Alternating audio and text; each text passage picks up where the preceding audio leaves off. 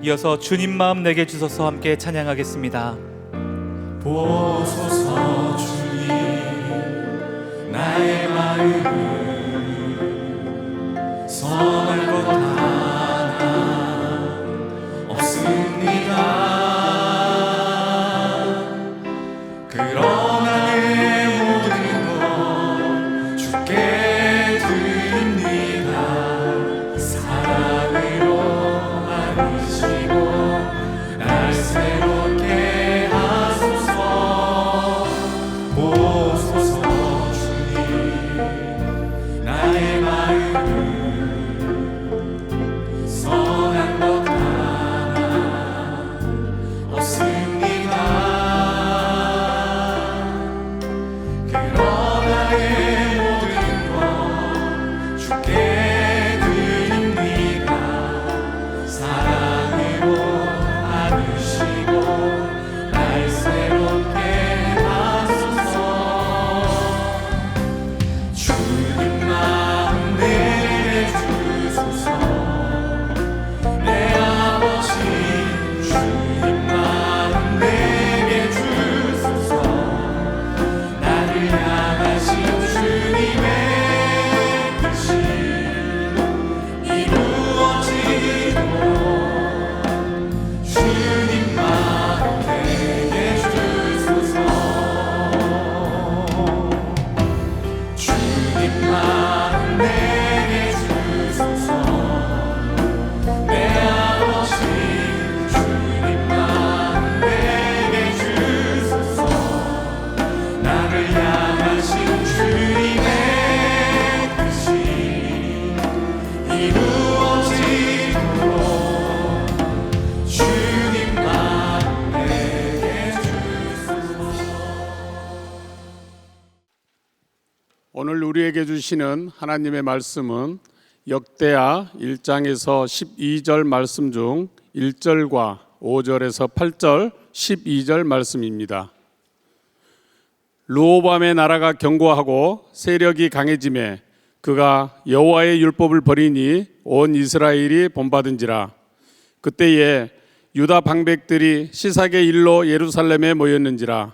선지자 스마야가 르호보암과 방백들에게 나와 이르되 여호와께서 이같이 말씀하시기를 너희가 나를 버렸으므로 나도 너희를 버려 시삭의 손에 넘겼노라 하셨다 한지라. 이에 이스라엘 방백들과 왕이 스스로 겸비하여 이르되 여호와는 의로우시다 하매 여호와께서 그들이 스스로 겸비함을 보신지라. 여호와의 말씀이 스마야에게 임하여 이르시되 그들이 스스로 겸비하였으니 내가 멸하지 아니하고 저희를 조금 구원하여 나의 노를 시삭의 손을 통하여 예루살렘에 쏟지 아니하리라. 그러나 그들이 시삭의 종이 되어 나를 섬기는 것과 세상 나라들을 섬기는 것이 어떠한지 알게 되리라 하셨더라. 르호보암이 스스로 겸비하였고 유다에 선한 일도 있으므로 여호와께서 노를 돌이키사 다 멸하지 아니하셨더라. 이는 살아계신 하나님의 말씀입니다. 아멘. 지난주까지 조금 쉽다고 얘기했어요. 왕 세 사람 우리 공부했습니다. 지난주까지. 첫 번째, 두 번째, 세 번째. 자, 이제 오늘부터 이제 조금 복잡해지기 시작합니다. 사울과 다윗과 솔로몬 요 세 왕 시대를 통일 왕국 시대라고 이야기를 하고, 이제 솔로몬에 의해서 나라가 둘로 갈라지게 됩니다. 북이스라엘과 남유다. 북이스라엘의 첫 번째 왕은 제 가슴이 또 답답해지기 시작해. 이 정도는 알 것 같아요. 여로보암. 그리고 남유다의 첫 번째 왕은 솔로몬의 아들인 르호보암. 이름이 좀 비슷해요. 다음 주에 여로보암의 이야기를 나누게 될 거고, 제가 지난주에 여러분들에게 우리 태정태세 문단대 예성연주 인명선 외우는 이유가 뭐라 그랬어요? 역사를 알아야 어떤 일이 있었는지 우리가 알기 때문에. 자, 이제 사울왕, 다윗, 솔로몬을 지나서 이제 통일 왕국 시대가 끝나고 북이스라엘과 남유다로 나누어지게 되는 첫 번째 왕, 오늘 누구? 르호보암에 대한 이야기를 나누게 됩니다. 오늘 말씀의 제목은 선한 일도 있었던 사람, 선한 일도 있었던 사람, 이런 제목의 말씀입니다. 오늘 여러분들이 성경 봉독을 쭉 들으면서 몇 번 반복된 단어가 있었는데 기억하시는지 모르겠어요. 겸비함이라는 단어가 몇 번 반복돼서 나오고 있습니다. 겸비함이라고 하는 것은 다른 사람들에게 도움을 구하는 용기. 존 맥스웰은 세상이 기다리는 리더라는 책에서 그렇게 이야기를 합니다. 겸비함은 다른 사람들에게 도움을 구하는 용기. 다른 사람들에게 도움을 구하는 게 좋은 이유가 있다. 첫 번째, 누구나가 필요한 존재가 되고 싶어 하기 때문에 도움을 구하면 좋은 관계를 유지한다. 두 번째, 다른 누군가의 도움이 필요한 존재이기 때문에 우리는 도움을 구할 때 좋은 관계를 가지게 된다. 세 번째, 자신이 누군가에게 필요한 존재임을 확인받고 싶어 하기 때문에 도움을 구하면 좋은 관계를 유지하게 된다. 자, 겸비함. 오늘 르호보암이 하나님께 겸비했다, 도움을 구했다, 이런 말이거든요. 우리가 하나님께 기도할 수 있는 참 좋은 말이 있어요. 하나님 도와주세요. 하나님 도와주세요. 근데 하나님이 우리의 이런 간구를 들을 때 너무 좋아하세요. 왜? 하나님은 우리를 구원하기를 원하시고 우리들에게 도움 주기를 원하시는 분이기 때문에 그래요. 그래서 오늘 또 이 말씀을 여러분들에게 적용이 되면 좋겠다. 하나님, 제가 겸비하게 하나님 앞에 도움을 구합니다. 이 기도를 통해서 우리들이 하나님과 친밀한 관계 속에 들어가면 어떨까? 우리 묵상팀의 한 권사님은 또 겸비하면은 용기가 필요하다라고 하면서 이런 이야기를 했어요. 보통 부부가 이제 부부싸움을 하고 난 후에 이렇게 미안하다 이렇게 이야기를 하면, 자, 부부싸움 가끔 하죠? 어? 안 하면 얘기가 안 되는데, 이렇게 남편이 아내에게 미안해 라고 이야기를 하면 여자들이 그래 알았어 이렇게 반응을 하든가요? 아니면 그래 뭘 잘못했는데, 그리고 따지든가요? 자, 제가 결혼 예비 학교를 하면서 이런 얘기를 했어요. 너희들이 앞으로 살아가면서 남편이 뭔가 잘못했다고 미안해 라고 이야기를 하면 뭘 잘못했는데 뭐 각 썼어 막 이렇게 하지 말고 그래 하고 받아줘라. 남자가 미안하다라고 말할 때는 그게 용기가 필요한 거고, 그 용기를 내서 미안하다고 이야기할 때는 그래도 받아주는 게 결혼 생활을 하며 살아가는데 도움이 된다. 근데 이 묵상팀의 한 권사님은 이런 이야기를 했어요. 우리 하나님은 우리가 회개의 틈만 보여도 용서하기를 원하시는 분이다. 완벽하지 않은 겸비함일지라도 그 작은 마음의 방향을 보시고 노하시지 아니하시는 하나님이시다. 그러니까 하나님은 우리가 오늘 하나님 도와주세요. 제가 잘못했습니다. 그러면 틈만 보여도 우리를 용납하기를 원하시는 분이다. 이제 결론 부분에 가서 이야기를 조금 더 나누게 될 거예요. 근데 오늘 말씀의 제목이 선한 일도 있었던 사람입니다. 사실 이 르호보암이라고 하는 이 사람에게 선한 일도 있었던 사람이 아니라 선한 사람으로 끝났으면 얼마나 좋았을까. 근데 선한 일도 있었던 사람이라고 하는 게 그에게 비극인 거죠. 요즘 저는 이제 제일 열심히 하는 운동이 이제 테니스입니다. 오랜만에 다시 시작하면서 얼마나 재밌는지 몰라요. 스매싱도 하고 이제 발리도 하고 이렇게 하는데 가끔 운동하다 보면 이런 얘기를, 야, 저 사람은 발리는 잘해, 스매싱은 잘해. 이러면 좀 문제가 있는 거예요. 발리도 잘하고 스매싱도 잘해야 되는 거죠. 우리의 신앙이 그래요. 뭐도 잘해가 아니라 우리들이 잘하는 신앙생활이 되어야 하는데, 오래전이에요. 제가 북경에 청년들 그 말씀을 전하는 코스타에 갔을 때입니다. 말씀을 다 마치고 그날 저녁에 그 북경에 있는 선교사님들하고 목사님들이 강사들을 환영하는 모임을 가졌어요. 그런데 강사들을 환영한다고 거기 있는 중국 선교사님 중에 한 분이 차력을 보여주겠다는 거예요. 진짜 놀라운 차력이었어요. 여러분, 사과를 쪼갤 때 우리들 보통 이렇게 세로로 쪼개잖아요. 그것도 힘 있는 사람이 쪼개는데, 이 선교사님은 청년들을 쫙 세워놓고 사과 하나씩 들고 있어. 그런데 사과를 이렇게 들고 있는데 손가락으로 팍 누르면 사과가 가로로 쫙쫙 쪼개지는 거예요. 안 놀라세요? 네. 근데 여기서 끝난 게 아니라 또 파인애플을 가지고 이렇게 딱 이게 가지고 있는데 이 선교사님 손가락으로 파인애플을 팍 찌르면 팍 들어가요. 이 정도도 안 놀라세요? 근데 이 선교사님이요, 그날 다 끝나고 이제 서로 당신은 사랑받기 위해 태어난 사람 이렇게 환영하고 노래를 하는데, 제 옆에서 그 선교사님이 노래를 하는데, 야, 정말 그렇게 아름다운 미성으로 화음을 넣어서 부르는데 정말 너무 부러운 거예요. 제가 이렇게 끝나고 나서 그 선교사님한테 이렇게 물어봤어요. 선교사님은 도대체 못하는 게 뭐예요? 그분이 인상적인 대답을 했어요. 저요? 목회 말고는 다 잘합니다. 그리고 얘기를 하면서 그의 인생의 문제가 목회 말고 다 잘하는 게 문제다. 굉장히 인상적이었어요. 우리들이 신앙생활을 하면서 진짜 무엇을 잘해야 되고, 그리고 우리들이 무엇을 못하고 있는가. 우리들이 하나님 앞에 무엇도 잘해, 무엇은 잘해, 이 부분에서 한번 우리의 신앙을 점검해 봤으면 좋겠다. 다시 한번 이야기하지만 오늘 말씀의 제목이 선한 일도 있었던 사람이었는데 르호보암이 선한 사람으로 끝났더라면 얼마나 좋았을까. 그의 아버지 솔로몬으로 가봐요. 솔로몬의 비극은 축복을 받지 못했기 때문이 아니라 그가 받은 축복을 누리지 못한 것이 그의 인생의 문제였어요. 눈에 보이지 않는 하나님께서 그를 축복해 주셨는데 눈에 보이는 물질로 인하여 눈에 보이지 아니하는 하나님을 버린 것이 그 인생의 비극이었어요. 앞으로 우리가 10번 더 왕들의 이야기를 나누겠지만 우리가 배우는 북이스라엘과 남유다의 왕들의 이야기 가운데 다반사로 나오는 게 뭐냐면, 하나님의 은혜로 세워진 나라를 하나님을 의지하지 못하고 지키지 못했다는 데 있어요. 끝까지 지키지 못한 것, 그것이 문제였다. 이 르호보암에 대해 우리가 잘 아는 이야기죠. 아버지 솔로몬이 마지막 때에 타락하고 우상을 숭배함으로 인하여 어려워져서 세금을 많이 걷어요. 이제 솔로몬이 죽자 사람들이 찾아와서 너희 아버지는 이렇게 세금을 거두었는데, 조금 아까 영상에서 나왔던 내용이죠. 너는 어떻게 할 거냐. 그런데 이 르호보암은 오히려 더 무거운 세금을 이렇게 부과하겠다고 이야기를 하고 결국 나라가 갈라져요. 북이스라엘은 10지파가, 남유다에는 2지파, 유다와 베냐민 지파만 속하게 되죠.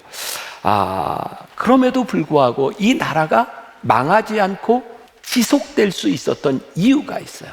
그 이유는 뭐냐면 하나님께서 다윗에게 하셨던 약속을 기억하셨기 때문이죠. 자, 오늘 본문 말씀이 역대하 12장 1절이 이렇게 시작합니다. 이게 잘 이해가 안 되는 부분이에요. 보세요. 르호보암의 나라가 견고하고 세력이 강해짐에, 이유를 제가 이제 얘기할 거예요.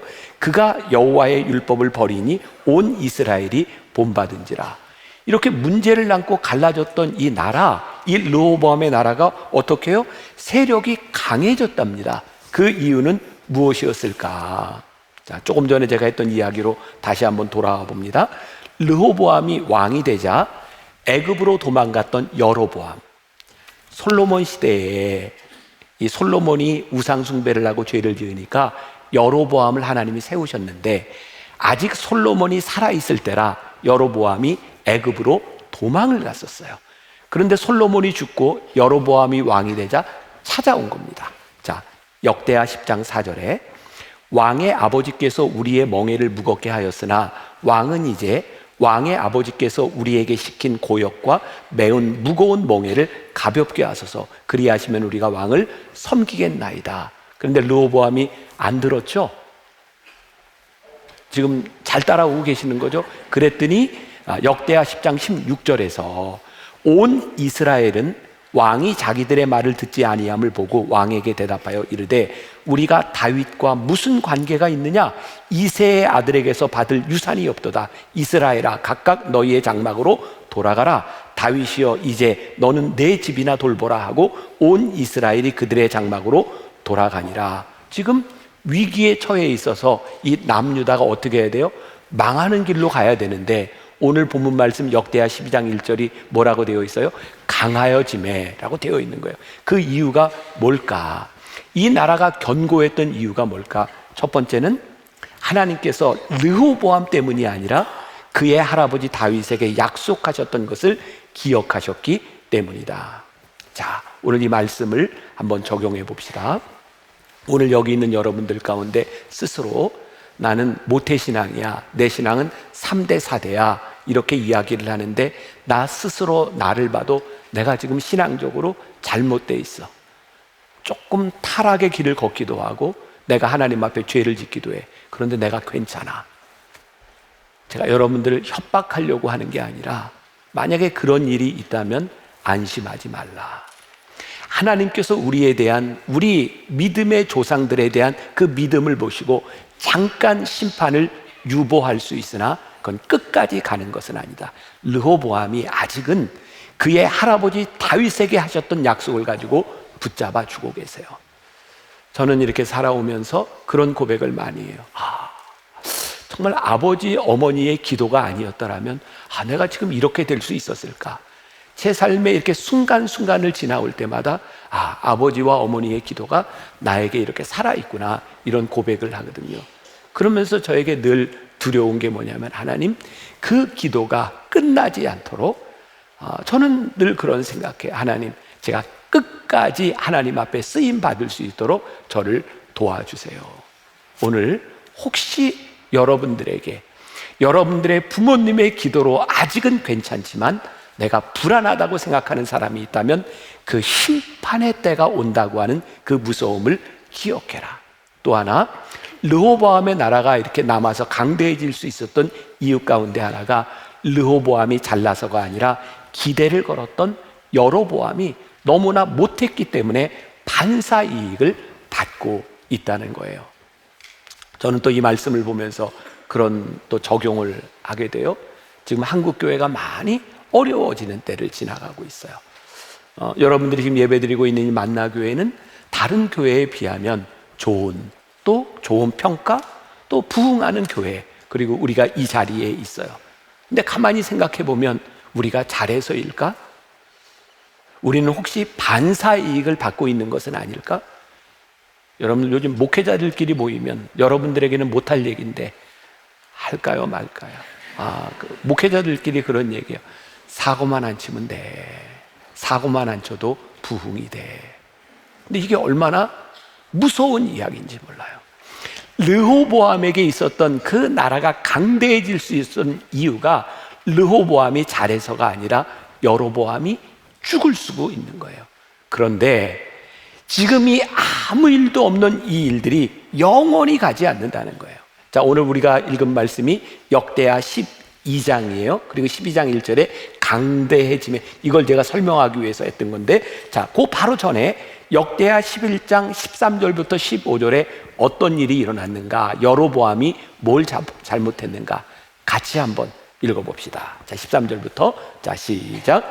온 이스라엘의 제사장들과 레위 사람들이 그들의 모든 지방에서부터 르호보암에게 돌아오되 레위 사람들이 자기들의 마을들과 산업을 떠나 유다와 예루살렘에 이르렀으니 이는 여로보암과 그의 아들들이 그들을 해임하여 여호와께 제사장의 직분을 행하지 못하게 하고 여로보암이 여러 산당과 숫염소 우상과 자기가 만든 송아지 우상을 위하여 친히 제사장들을 세움이라. 자, 여로보암이 잘못했어요.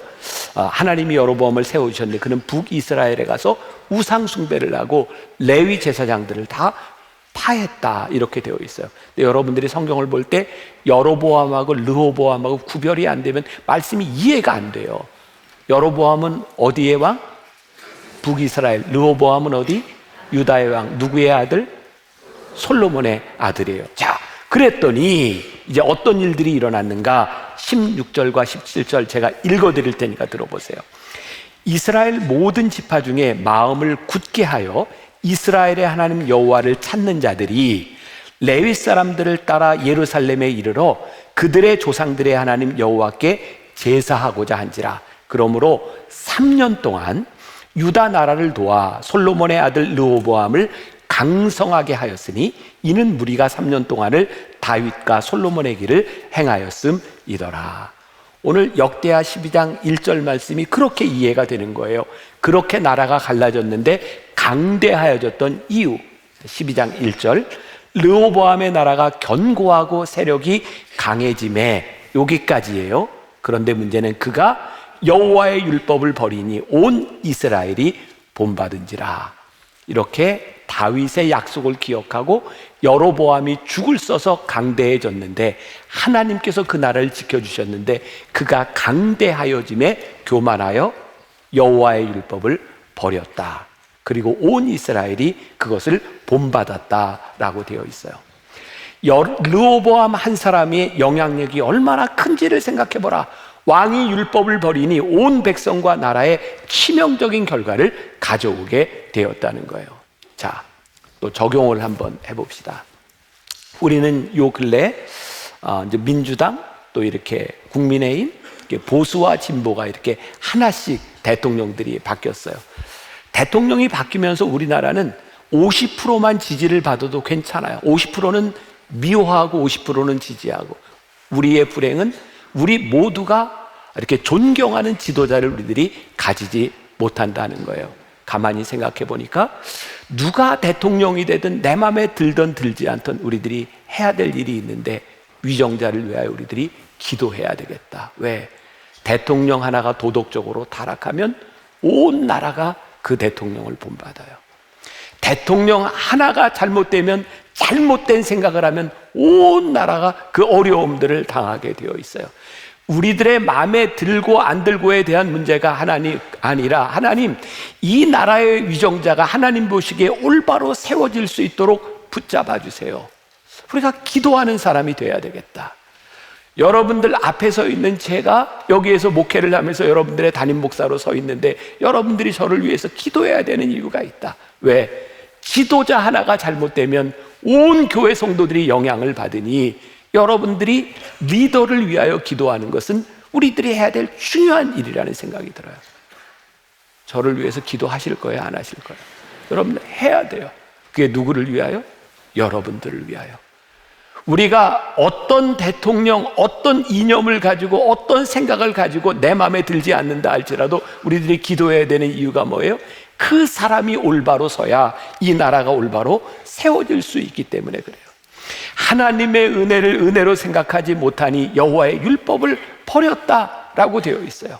실패한 사람, 그는 잘한 일도 있었지만 실패한 사람으로 기억되고 있어요. 이건 뭐 제가 조사한 건 아니지만 책에 보니까 구약에 나오는 인물들 가운데 70% 정도는 실패한 사람들의 이야기래요. 왜 이 르호보암은 그 역사를 보면서 배우지 못했을까? 그 조상들을 바라보면서 왜 배우지 못했을까? 우리가 기억해야 될 것이 있는데 르호보암이 강성해졌던 이유는 그가 잘했기 때문이 아니다. 다시 한번 16절을 봐요.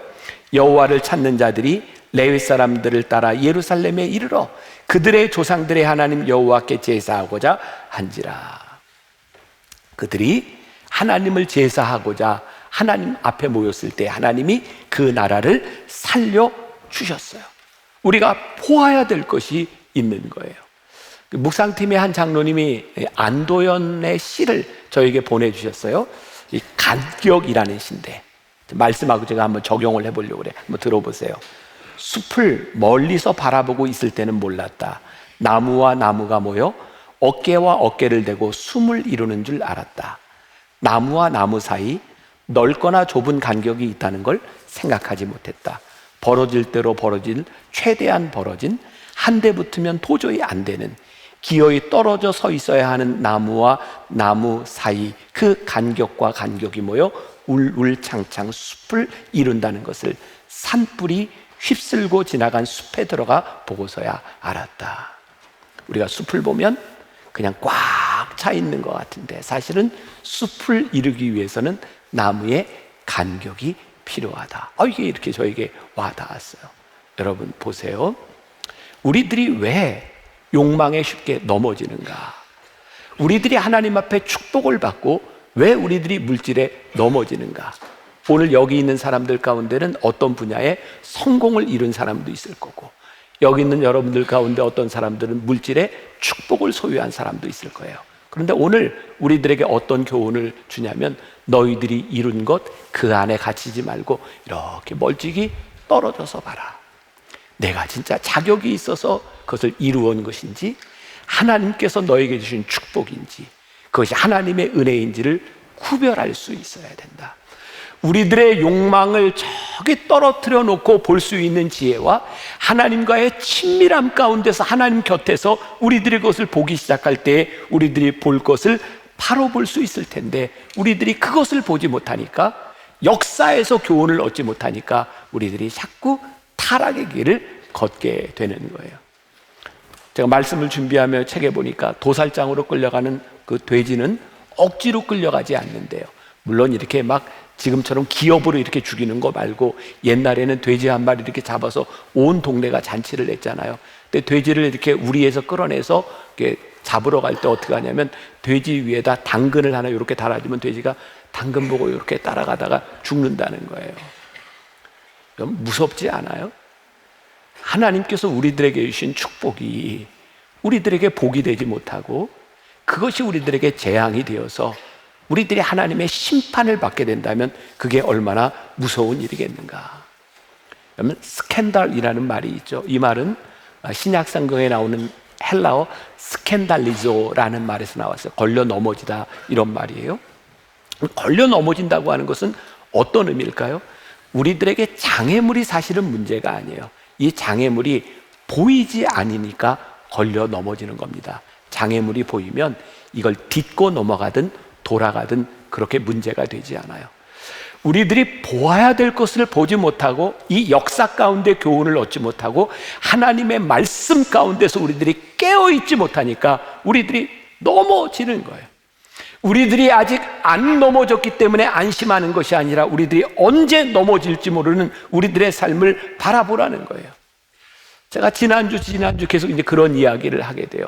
제가 우리 청년들 결혼 예비학교를 강의하면서도 그랬고, 남성 성경 공부를 강의하면서도 내가 아직 이렇게 넘어지지 않은 사람으로 여러분들 앞에 서 있는 것, 그리고 이렇게 설교할 수 있는 것, 그리고 가정에 대한 이야기를 할 수 있는 게 나는 너무 감사하다. 아직 넘어지지 않은 것이 너무나 감사하다. 근데 저는 늘 두려움이 있는 거예요. 하나님, 제가 그렇게 넘어지지 않을 수 있는 그런 능력이 있는 존재가 아니니 하나님 저를 붙잡아 주세요. 이게 저에게만 있는 두려움일까요? 우리 모두에게 있는 두려움인 거예요. 한 번은 제 아내가 저에게 그런 얘기를 했어요. 자기는 왜 자꾸 몇 주 동안 이런 얘기가 나오나 모르겠네. 제가 바람 필 거라고 생각을 안 한대요. 이게 좀 무슨 의미일까? 바람 필 자격이 없다는 얘기일까? 아무튼 뭘까? 아무튼 제 아내가 그러면서 저에게 한 말이 있어요. 나는 자기가 하나님을 믿는 사람이고 만나교회 담임 목사인데, 만약에 바람을 폈을 때 나타날 결과를 생각한다면 도저히 바람 피지 않을 거라고. 진짜 그래요. 내가 만나교회 담임 목사고 내가 하나님 앞에 쓰임받고 있다고 생각하는데, 만일 그 결과를 생각한다면 내가 그렇게 쉽게 넘어질 수 있겠는가? 여러분들, 우리들이 생각해 봐야 될 부분인 거예요. 우리들이 결과를 생각한다면 우리가 그렇게 쉽게 넘어질 수 있겠는가? 근데 오늘 본문 말씀 2절에 보니까 그가 하나님을 버렸을 때 어떤 일이 일어났냐면 그들이 여호와께 범죄함으로 르호보암 왕 제5년에 애굽 왕 시삭이 예루살렘을 치러 올라오니, 처음 위기라고 생각했던 3년 동안 하나님께서 잘 지켜주셔서 강하게 만들어 주셨는데 그가 율법을 버린 거예요. 이런 글이 있더라고요. 예수님은 구름 타고 오시고 사단은 틈을 타고 온다.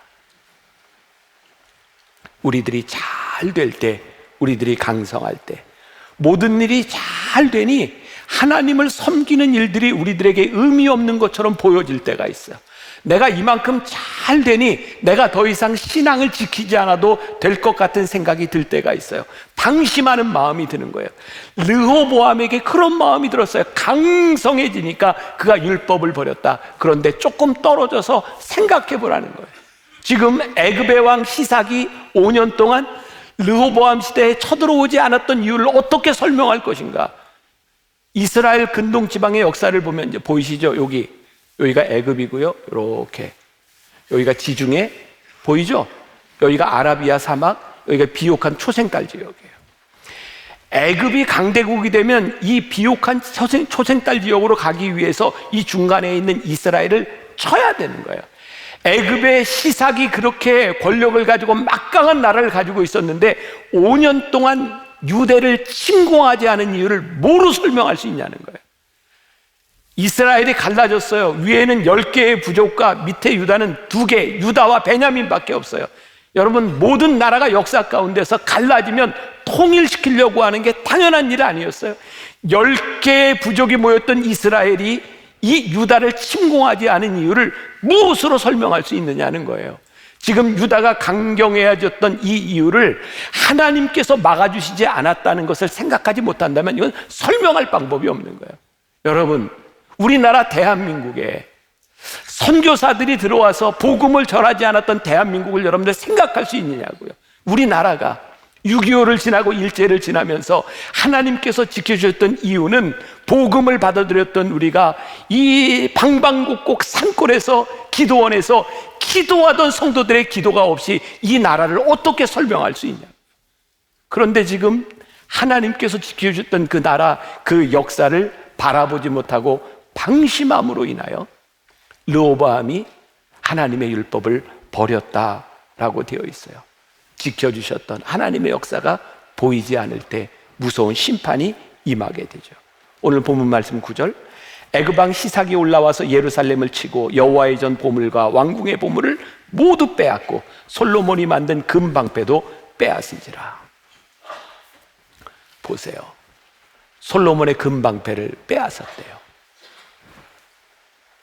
8절에 보니까 그러나 그들이 시삭의 종이 되어 나를 섬기는 것과 세상 나라들 섬기는 것이 어떠한지 알게 되리라. 르호보암이 율법을 버렸을 때에 하나님을 섬기는 것과 세상이 섬기는 것이 어떻게 다른지 알게 할 텐데 애굽이 와서 솔로몬의 금방패를 빼앗아갔다. 방패를 금으로 만든 이유가 뭘까요? 여러분 생각해 보세요. 전쟁을 하는데 순금방패를 가지고 나가 싸워. 이게 말이 돼요? 이 말은 그 당시에 방패는 전쟁에 쓰임받은 게 아니라 장식용이었다는 거예요. 그런데 율법을 버리고 났더니 애굽의 시삭 왕이 쳐들어왔고 이제 예루살렘을 지키는 놋방패를 들게 되었다. 이제 뭐예요? 진짜 전쟁을 하게 되었다는 거예요. 이스라엘이 전쟁을 하는 나라가 되었어요. 내가 마음대로 사는 것이 행복하다고 생각할지 모르지만 세상 속에 속하여졌을 때에 하나님께서 하시는 심판이 얼마나 무서운지, 내가 마음대로 사는 것 같았지만 내가 도덕적인 순결을 잃어버렸을 때에 우리의 가정이, 우리의 영적 영향력이 떨어지고 사라지는 것이 얼마나 무서운 일인지, 내가 마음대로 선택한 것 같지만 부도덕한 방법으로 만든 돈들이 얼마나 거룩한 영향력을 상실하게 만드는 것인지, 하나님의 법을 따라 살면 우리들이 하나님의 나라에 거하지만 육신의 법을 따라 살면 이 세상에 속한 사람이 될 수밖에 없는 거예요. 그런데 오늘 말씀 가운데 우리들에게 복음을 주세요. 그게 뭐냐면 르호보암의 이야기를 통해 우리들이 깨닫게 되는 것. 오늘 본문 12절이에요. 같이 봅니다. 자, 시작. 르호보암이 스스로 겸비하였고 유다의 선한 일도 있으므로 여호와께서 노를 돌이키사 다 멸하지 아니하셨더라. 유진 피터슨의 메시지 성경은 이렇게 표현합니다. 르호보암이 회개했으므로 하나님께서 진노를 거두셨고 그를 완전히 멸하지 않으셨다. 유다의 선한 일도 벌어지고 있었으니 상황이 암담하지만은 않았다. 우리는 이 앞에서 르호보암이 하나님이 주셨던 은혜를 잃어버리고 그 율법을 버림으로 인하여 그가 당하는 어려움들을 보았어요. 그런데 12절에 르호보암이 회개했으므로 하나님이 진노를 거두셨다. 하나님을 떠나간 이스라엘의 하나님이 떠나갔음에도 불구하고 금 방패가 사라지고 놋 방패를 쥐고 있는 이 전쟁의 와중에 르호보암이 겸비함을 하나님이 보시고 그 나라를 버리지 아니하셨다. 선한 일도 벌어지고 있으므로